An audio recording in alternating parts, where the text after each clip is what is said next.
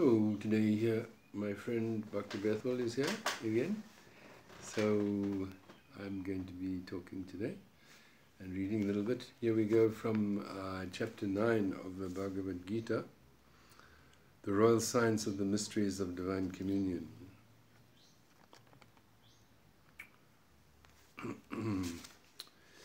The all-merciful Lord then said, "Because you have an innocent heart, I shall disclose to you that secret path of wisdom, which having been fully realized will lead you to complete freedom from suffering. This most royal of sciences is the supreme monarch amongst mysteries, the purest and most holy of ways. It brings one to the direct perception of the spiritual realm, which should be understood as the final accomplishment of all religions, and it bestows supreme joy which lasts forever. Those who are without sincere faith in the path of loving devotion can never reach me. They face continued rebirth amidst the obstructions and harassments of the mundane world, and must continually experience death. I am ever present at every locale throughout creation in a form invisible to mundane eyes. All sentient beings have their existence in my existence, yet I am never dependent on them. It is only indirectly through the agency of my inconceivable divine potencies that I give sustenance to those living in this world and provide a foundation for the cosmos. Nevertheless, it is I myself who am the unitary source of all existences. Just as the breezes blow freely floating in the sky, so you should understand that all living entities are floating within the vast ocean of my existence. O most dear son of Kunti, at the conclusion of each universal time cycle, all sentient beings, as well as the manifested material nature, are absorbed into me, and at the dawn of the next cycle I again manifest the varied creation through the expansion of my potencies. I am the proprietor of the material nature, and when my potent will enters into it, the diverse phenomena of the universal order become manifest. By my will this occurs time and time again. This work of creation cannot bind me, because I maintain a position of neutrality and hold no special attachment to any aspect of creation. Material nature manifests all animate and inanimate existences under my supervision, and all mundane phenomena may be ultimately traced to this cause. Because I appear in human form, the ignorant think low of me, assuming me to be an ordinary person. They are unable to understand the supreme nature of my existence or my sovereignty over all creation. Persons of atheistic temperament who do not hesitate to do evil remain bewildered as if under a magic spell. They lose all hope, become frustrated in all their plan-making, and are simply baffled by their scientific efforts to gain knowledge. The most highly evolved of souls take direct shelter of my divine nature and absorb themselves fully on the sacred path of service, never allowing themselves to be distracted from remembering me as the inexhaustible fountainhead of all creation. Such noble and sublime persons may always be seen to be singing my praises, attempting with determined effort to please me, offering their humble respects to me within the temples and within the hearts of all, and perpetually absorbed in the rapture of pure devotional ecstasy. There are other souls who by culture of spiritual understanding offer homage to me, and still others who seek an undifferentiated oneness with me. Some see the diversities of the world and worship my various potencies, whereas others hold a pantheistic view and are unable to see past my cosmic form. It is I who am the ceremony at which the soma beverage is consecrated, and I who am the very essence of the offering of sacrifice to God. I am the curative potency of all the healing herbs, the source of power and deliverance in the sacred chants and psalms, the fire of sacrifice and the melted butter thrown into it as oblation. I am the father and the mother of the universe. Indeed, I am its grandfather and the very root of its existence. I am the entirety of all that is to be understood.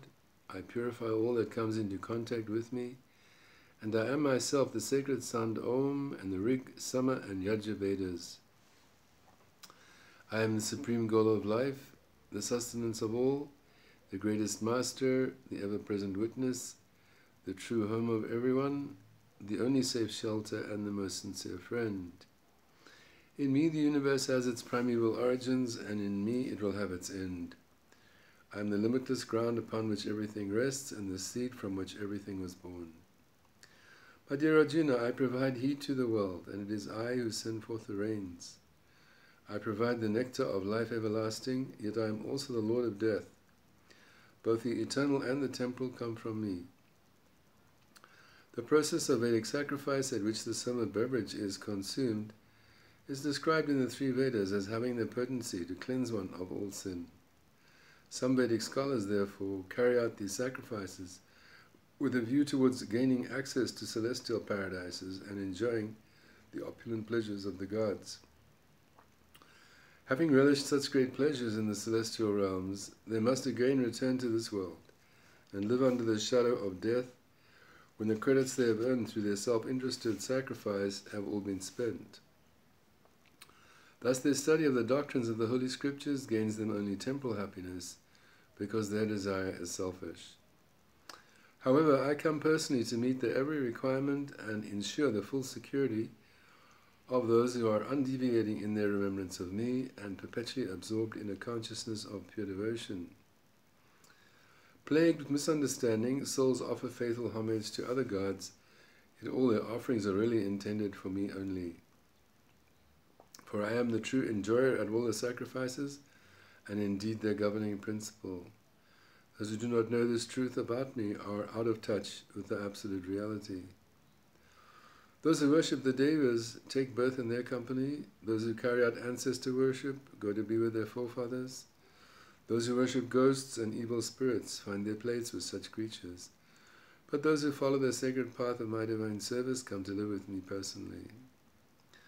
I come myself to accept the love-saturated offerings of my pure devotees, even if they be a simple leaf, a flower, a fruit, or a little water. My dear Kunteya, whatever you eat and drink, whatever you offer in sacrifice, or give away in charity, and whatever penance that you perform, let it all be done with love as an offering to me. You will thereby become liberated even in this life from both favorable and unfavorable reactions, and will become free from the bondage to fruitive work. By establishing your consciousness in divine communion with me, you will gain the complete freedom that comes with my personal presence. I am equally disposed towards all sentient beings, having no rivals and playing no favorites. Yet for those who offer their loving service to me with hearts filled with devotion, I become personally present. Persons of saintly character who engage uninterruptedly in my divine loving service must be considered to be completely pure, even if by chance they appear to perform some impure act. After a very short time, they become fully reconciled with divine law and achieve enduring peace. My dear Kunteya, you should openly proclaim that my pure devotees shall never be failures. Anyone who follows the path of surrender to me is certain to achieve the supreme goal of life, be they low-born or high, male or female, wealthy merchants or simple labourers. How exalted then are the great teachers, the pious devotees, and the sagacious monarchs, who in the midst of this temporal and unhappy world remain fully absorbed in loving service to me. Always absorb your mind in remembering me, remain lovingly devoted to me, adore me with your acts of worship, and humbly kneel down before me. Entering into such complete divine communion, you will surely reach my personal presence.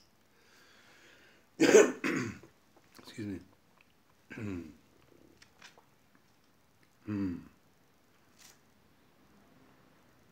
So Krishna is explaining nicely how we can enter into divine communion. So what does that mean? It means that we can connect with Krishna. Even though he's, in one sense he's very far away, but in another sense he's right here. Yeah. He's right here, yeah. Because we hear that in the Krishna literature, the Vedas, that Krishna has his own home, his personal home, called Goloka Vrindavan. That is his own planet. He's a cowherd boy, and every day he takes the cows out, and he has so many friends, and they're enjoying so much there, that life. And so that place is the spiritual world. But we are here in the material world. Yeah.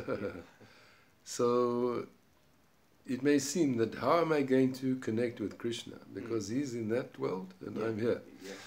But actually, Krishna is omnipresent. That means that he's present everywhere. Yes. Yeah. He's omnipotent, he has all power, he's omnipresent. Yeah. And we also hear that he's actually in my heart. He has an expansion called the Super Soul, who's got 4 arms. Krishna, 2 arms, but he has this expansion called the Super Soul. And he's about the size of your thumb. He's there in your heart. Yeah.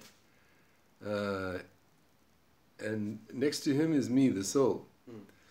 So he's very close. He's in every atom also, everywhere. So Krishna is everywhere. And then the wonderful thing is that as human beings, we can connect with him. We can begin to realize that he's always with me.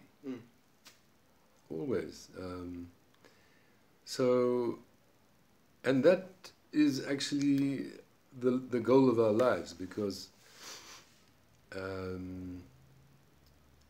to exchange love, give and receive love, is what we're meant for with God, with Krishna. And in the human form of life, we can begin to wake up that relationship.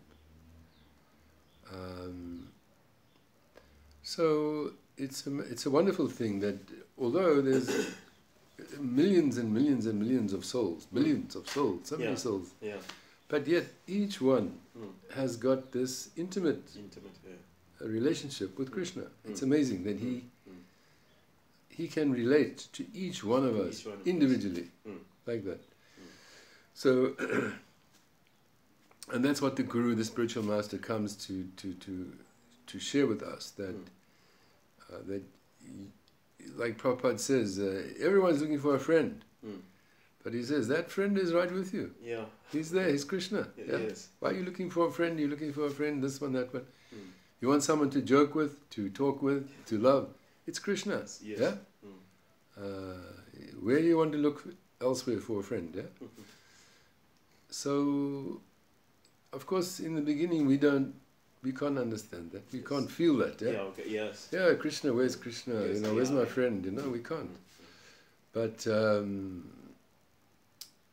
gradually, we can make progress so that we begin to feel the connection with Krishna. That yes, actually, Krishna is with me all the time, and especially in the holy name. Yes.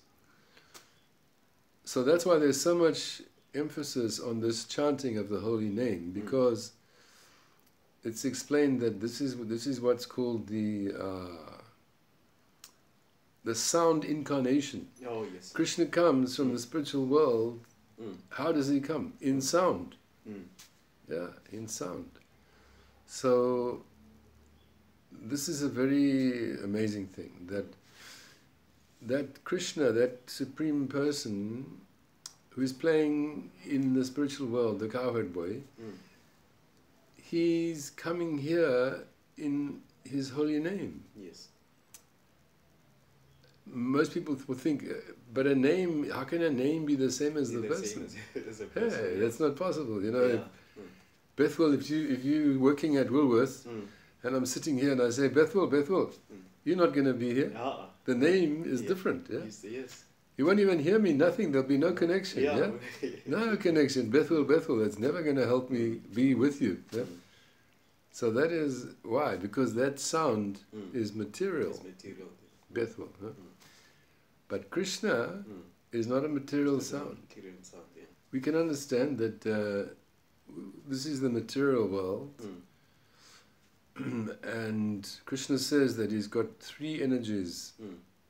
The supreme spiritual energy, the intermediate middle energy, which is ourselves, the souls, and then the inferior energy, which is the matter, that doesn't have any consciousness. So that superior spiritual energy is a different thing from this material energy. So therefore spiritual sound is not like material sound. Yeah, we should at least theoretically we can understand that. Yes. But theoretical is not good enough. We have to go further. We have to get to the point where we actually, when we hear the name Krishna, when we say the name Krishna, we need to come to the point where I can. It's the same as being with Krishna. He's with me. And of course that's a process. It's not a overnight thing. So we need to stay on the path, practice, chanting. Yes. And this is the result. The result is that we enter into communion, divine communion, where I am feeling a deep, loving connection, relationship with Krishna. Yes. All the time. And that will never end. That relationship will never end. Never end. Yeah, so we have no experience of that in this world either. Where do you find a relationship in this world that will never end? Yes. Not possible. Yeah, it's not possible. Doesn't happen. But we're hearing that because Krishna is a person. He's got 2 arms and legs and a beautiful smile and everything. He's a person. He's a person. But he's not a person of this world. But he's a person. Person means that I can have a relationship, Yes. So this is a big thing. This is a big thing, And when that happens, the more we begin to try to love Krishna, automatically our difficulties in this world will disappear. Because why have we got difficulties? Because we have material attachment. I'm not material, I'm spiritual, I'm the soul, but I'm attached to material things. This is a problem. This is not natural. Yeah. So because you got the attachment to the material things, you get frustration, you get suffering, and you get bondage. Bondage means slavery. Yes. Oh, that thing. You're a slave. Yes. That thing that you want, that you're trying to enjoy, you can never enjoy because you're not, you're a spiritual being. This is something material. The happiness can only be temporary. But you keep trying to enjoy it. So that means what? That I'm not free. I'm a slave. Yes, all that thing. Bondage, exactly. So, but to be attached to Krishna, to want to be with Krishna, to want to please Krishna, to serve him, all of these things, that's natural. That's natural. And the more that happens, then the disease, it's like when you get healthy, automatically the disease is going, isn't it? Yeah. You take the medicine, you get better, then the sickness goes away. Same thing is, as we get spiritual health, then the material disease of suffering in different ways automatically goes. You don't have to do anything separate. Just get spiritually healthy, and all other sufferings will disappear. It will disappear. Yes. So this thing we can hear, and then also we can realize that, oh, I'm practicing Krishna consciousness day by day, and look what's happening. Krishna is taking away my problems, more and more. Not overnight in 5 minutes, but I can see things that I thought was impossible. They are not impossible for Krishna. Yes. So whatever difficulties you've got, because you can speak to anyone on the street and he'll say, hey man, I've got this problem, I've got that problem, isn't it? Everyone has got a story. They're different stories, but they've all got a story, and they've all got the problems. Different problems, but problems. Oh, this is happening to me, that is happening to me. Hey, and they're thinking, oh, it's impossible. How am I gonna sort this out? They think like that. Yes. It's too big. That they're complaining, suffering. When is my troubles gonna end? This one did that to me, that one did this to me, Yeah. this one cheated me, this one, yeah? Mm. No end to the troubles, yeah. Mm. But Krishna says, only I can take away the troubles. You can't take them away yourself. Mm. Mm. Not your mother, not your granny, nobody. Mm. Mm. Don't think that anybody can solve your Can solve the problems problem. except Krishna. Mm. This you need to understand. Mm. Why? Because then it's called surrender. Oh, yes. Because when you realize that, because nobody wants problems, isn't it? You wake up with a problem, you think, hey, I must get sort this out. Yeah, It's driving my mind crazy. You know, I don't want the problem. Please, what must I do? Yeah, we get very frustrated. Yeah. So it's normal. We want to live without the problems. Yes. Mm. But we all need to understand that if you want to live without the problems, there's only one thing you must do. Mm. One thing. Mm. It's not complicated. Yeah. You don't have to be a rocket scientist to understand. Mm. One thing. What is that? Surrender to Krishna. Surrender. Surrender to Krishna. What does surrender mean? In this last verse, Krishna says, what is this surrender business? Mm. He explains nicely. Always absorb your mind in remembering me. So number one instruction, think about him. Man-mana. Huh? This mind is very busy. Woo, it's so busy. Yeah. Hey, so many plans, so many schemes, So many yeah? goals, Up yeah. and down. Mm. Krishna says, no. You've got to stop that business.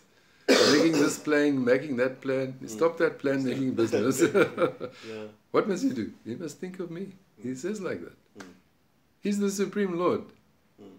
He's giving an instruction. He says, you are my children. You are my eternal servant. What must you do? You must think about me. Mm. So you can say, excuse me, Krishna, I don't believe you. I won't think about you. I've got my own plan. You can think like that if you want. But he's saying, very clear instruction. Manmana, think about me. And how do we do that? With this chanting. Hare Krishna, Jai Gauranga, the holy name. That's how you think about the Lord. So this is the first thing he says. Always absorb your mind in remembering me. Yeah. Remain lovingly devoted to me. Adore me with your acts of worship. And humbly kneel down before me.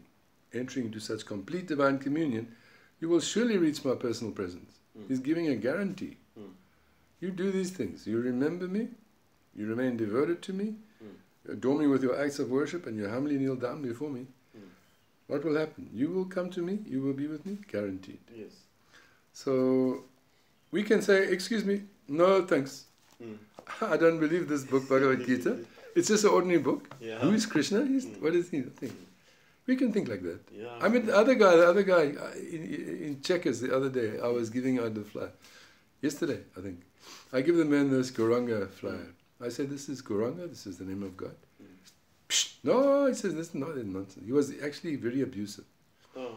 He was saying nasty things. What can you do? This man, he doesn't even know that this is the Lord. This is So that is very deep ignorance, you know, very deep ignorance. But anyway, Gauranga has come, this particular incarnation of Krishna, and he's very unusual. He's saying that you can be an offender, someone who is actually offensive to the Lord himself, and still I will not take offense. How about that? You know, somebody, even in the ordinary world, you know, if some guy, you walk down the street and he walks up to you and he swears at you and he throws stones at you and this and that, how many of us are going to say, oh, it's fine, it's fine. Hey, how are you? Come, my friend, I love you. Are we going to say like that? No. But Lord Gauranga is like that. You can be a big offender, very offensive, rude, bad-mannered, ungrateful, all of these things. And what is he doing? What is he saying? He's saying, come to me, come to me, come to me. Let me give you shelter from the storm. You've got a storm here called old age, disease and death. You've got a big storm. I'll give you shelter. No punishment. You see? This is Gauranga. Oh, yes. We need him because so many people are mad like that. You know? I don't want to know anything about God. Mm. Yeah, please go away. Mm. Take your nonsense. Yeah. Get out. Yeah. Get out. Yeah. Foolish, foolish, foolish, Mm. foolish. Mm. Mm. But Gauranga is so merciful. He doesn't take offense. Yeah. Can you imagine a person that doesn't matter how rude you are to him or ungrateful, Mm. he doesn't take He offense. doesn't take offense. Yeah. We, Ah, mm. How about that? How's that possible? Yeah. We don't have experience of that, Yes. but that is Gauranga.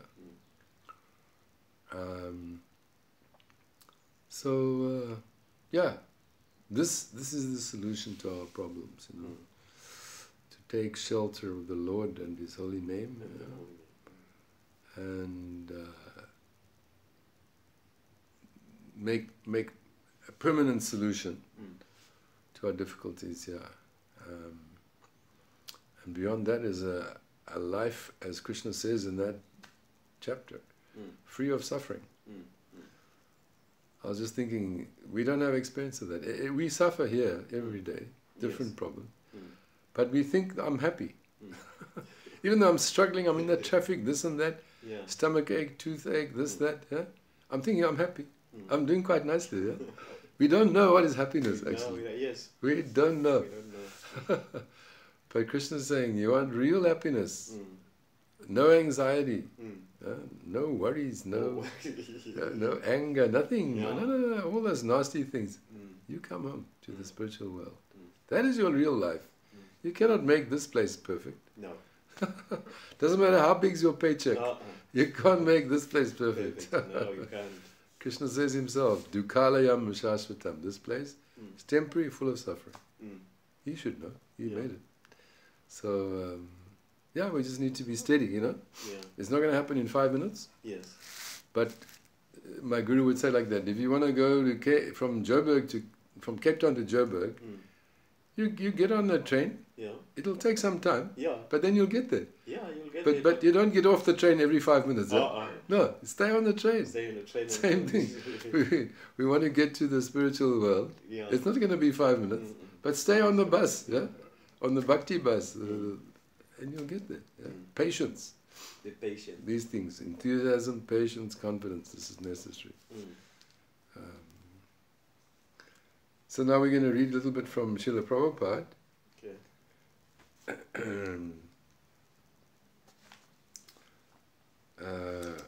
This is an article which is explaining that Krishna's pastimes, what Krishna is doing, so many things, lifting the Govardhan hill, killing the demons, so many wonderful things. This is not fairy tale. It's not, it's reality. Yeah. So we can hear a little bit from Prabhupada.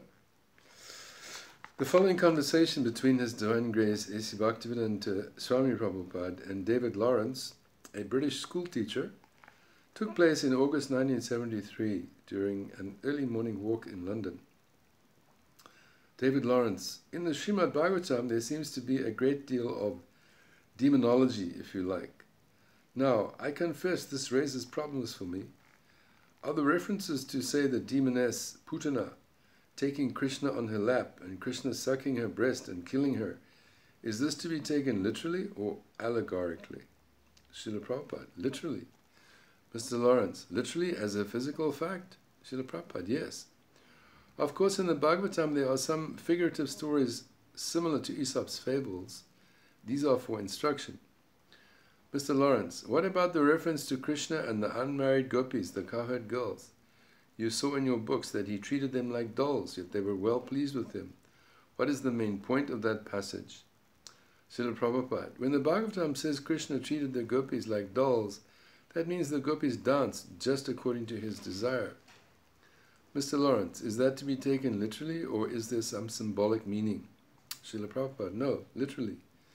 The gopis, the cowherd maidens of Vrindavan, are so devoted to Krishna that whatever Krishna desires, they do.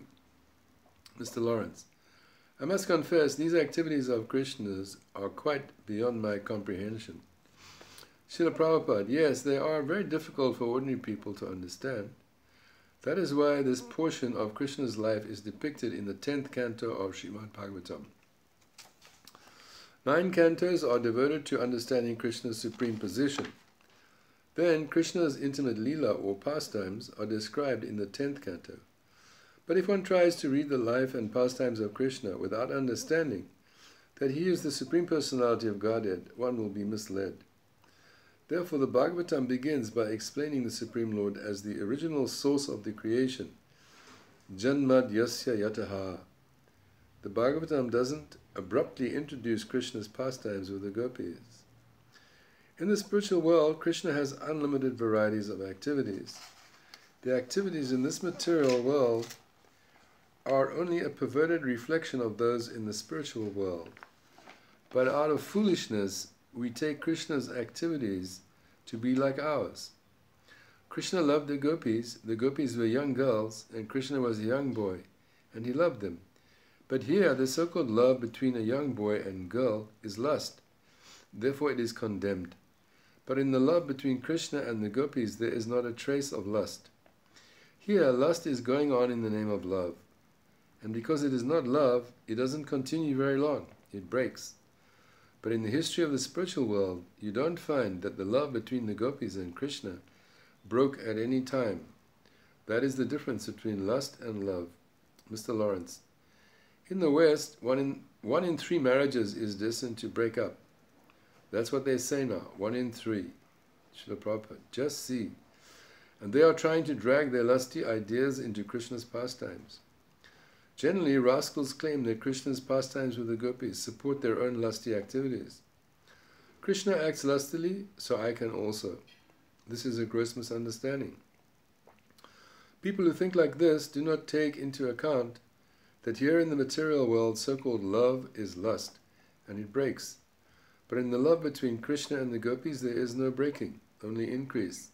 So how can they compare their lusty affairs to Krishna's loving affairs with the gopis? Mr. Lawrence, I must admit that I have read far enough in your books to see that they really can't. Srila Prabhupada, when you give an analogy, there must be many points of similarity. So where are the points of similarity between Krishna's pastimes and the lusty affairs of this material world?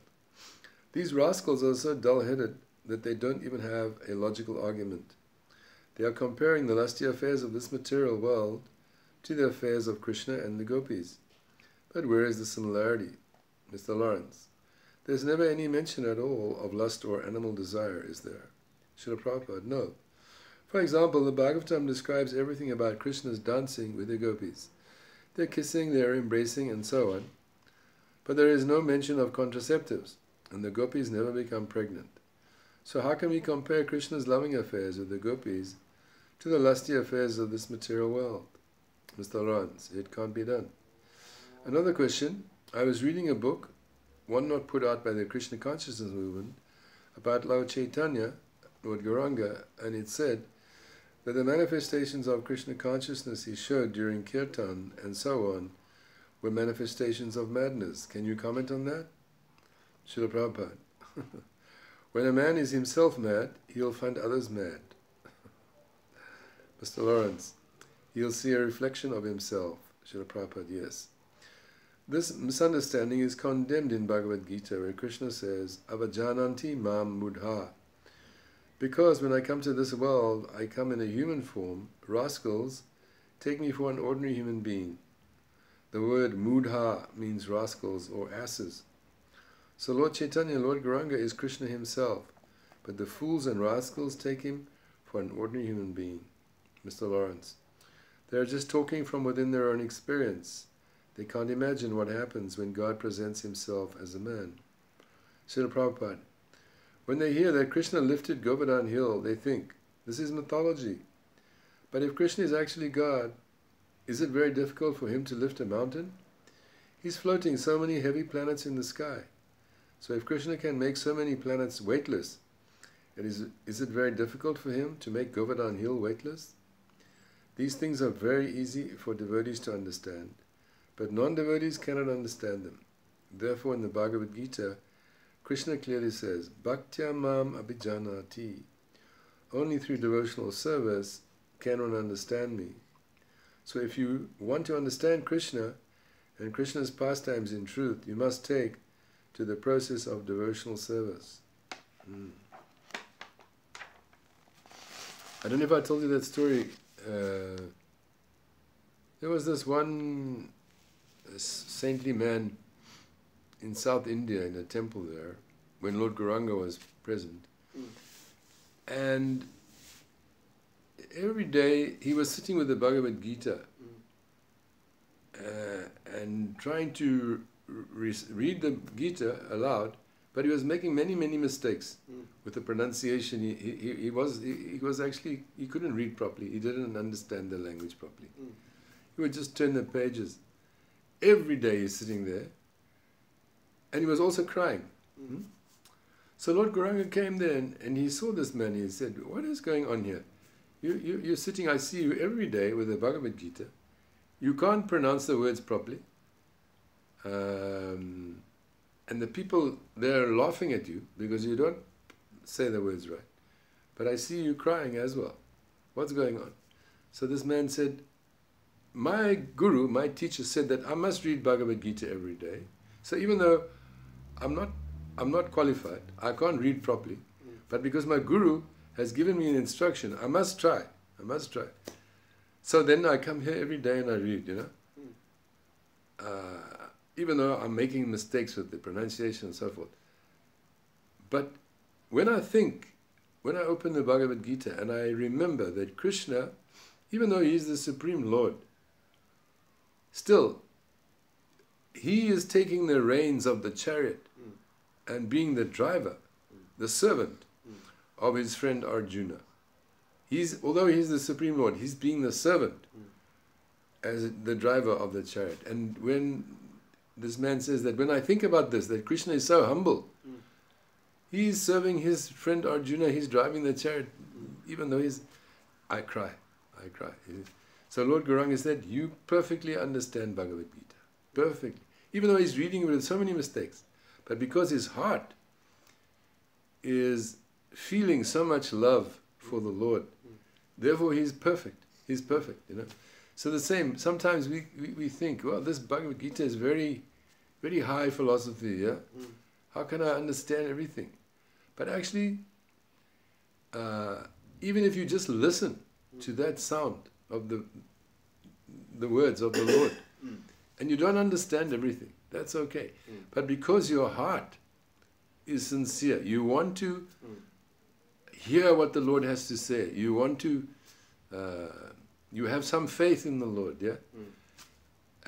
Therefore, this sound will act on your heart. Even though on the brain, you may not understand everything.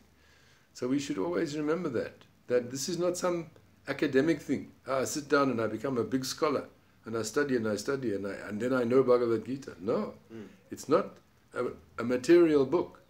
This is the Lord himself. So just like this man, he couldn't read the proper pronunciation, he didn't understand. Yes. But because his heart was so soft, the Lord he's being the servant of Arjuna. Therefore, he's perfect student of Bhagavad Gita. Perfect, yeah? And the Lord is very pleased like that. So the Lord is not pleased by a big scholar. I can sit down and read in Sanskrit and quote thousands and thousands of verses. That's not going to attract Krishna's mercy. No. Because where's your heart? Are you feeling some love, some connection? Yeah? That's what will attract Krishna, not the big scholar. So this is a completely different kind of literature. Most people think, you get a book from the library, from the university, you study, and then you are a big scholar, and you know what's going on. This is not like that. It's got nothing to do. You can be almost an illiterate man. And still get the Lord's blessing. Why? Because of your heart. Yeah. So we should understand that. That just to hear this Bhagavad Gita every day. It's not about being a scholar. It's about awakening the love. The love. Yeah. So that sound, that just hearing the sound of the verses, yeah, that will have power. Even if you don't understand. It's different thing. Yeah? Hare Krishna.